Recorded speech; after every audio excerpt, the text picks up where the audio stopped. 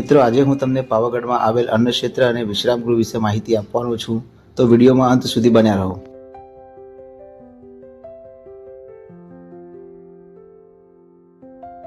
જય મહાકાલી. ભારત દર્શન યાત્રા ચેનલમાં આપનું સ્વાગત છે.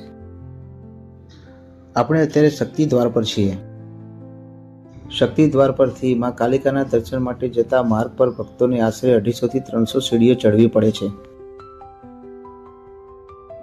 મિત્રો, આ 51 શક્તિપીઠમાંથી એક શક્તિપીઠ છે.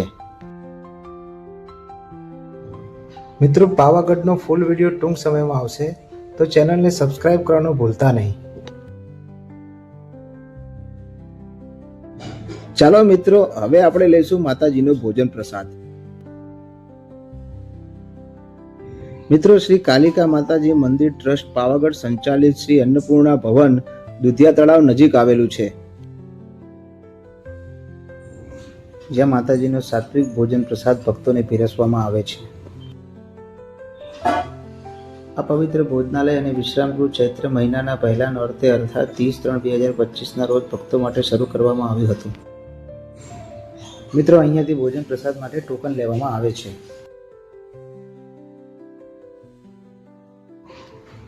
અહીં ભક્તો માટે અત્યંત સસ્તી, સ્વચ્છ અને સુવ્યવસ્થિત ભોજન સુવિધા ઉપલબ્ધ છે. ભક્તોની સુવિધા માટે અહીં ડાઇનિંગ ટેબલ પર બેસીને ભોજન કરવાની વ્યવસ્થા પણ છે, જેથી ભક્તો આરામથી અને શાંતિથી બેસીને ભોજન લઈ શકે છે.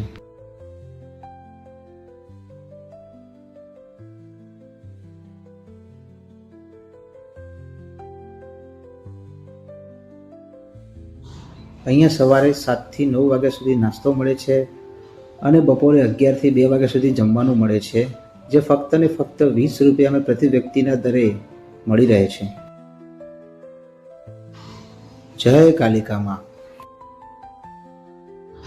મિત્રો, આ ભોજનાલયની ખાસ વાત એ છે કે અહીં દરરોજ અલગ અલગ પ્રકારનું ભોજન પીરસવામાં આવે છે, જે ભક્તોને ઘર જેવો સ્વાદ અને સંતોષ આપે છે.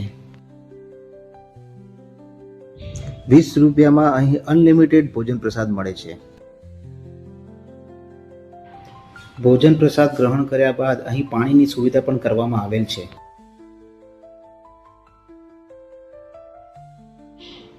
અહીંયા ભોજન પ્રસાદની વ્યવસ્થાની સાથે સાથે વિશ્રામ ગૃહની પણ વ્યવસ્થા કરવામાં આવી છે, જેથી ભક્તોને કોઈ જાતની તકલીફ પડતી નથી. આ વિશ્રામ ગૃહમાં ભક્તજન ફક્ત 50 રૂપિયા પ્રતિ વ્યક્તિમાં રાત્રે 8 થી સવારે 5 વાગ્યા સુધી વિશ્રામ કરી શકે છે, જેમાં ભક્તજનને ગાદલું, ચાદર અને ઓશીકો પણ આપવામાં આવે છે. જો આ વિડીયો તમને ગમ્યો હોય તો વિડીયોને લાઇક કરો, શેર કરો, કમેન્ટ કરો અને આવા ભક્તિવાળા વિડીયો જોવા માટે મારી ચેનલને સબસ્ક્રાઇબ કરો.